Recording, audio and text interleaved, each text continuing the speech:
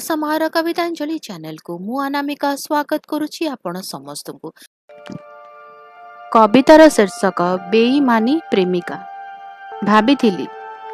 तोते नहीं संसार गढ़ी हाथ हाथ छंदी चालिबु सारा जीवन हेले तू ढेर नचेलु मते ए दृष्टता पाई आजी तोते दूरेई देउछि मो जीवन भाविबुनी तो बिना मु चुना चुना हे देख तो फाटक सामना को अपलक नयन रे केते चाही रहिचंती तो विदाय को तू भाभी भाभी दिने कंटा हे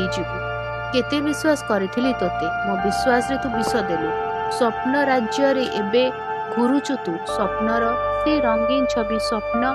ही रही जाए जेबे बुझिबु पश्चाताप रे जळी जीवु तू सच्चा प्रेमर पराजय हुए नाही ए दुनिया तो मथारे बोलीदेव कलंक भाराक्रांत हृदय रे खोजिबु मते हेले तू तो मते मारी सारिचु तो हाथ धरी नेबी केमिति कथा सुनी जा मोर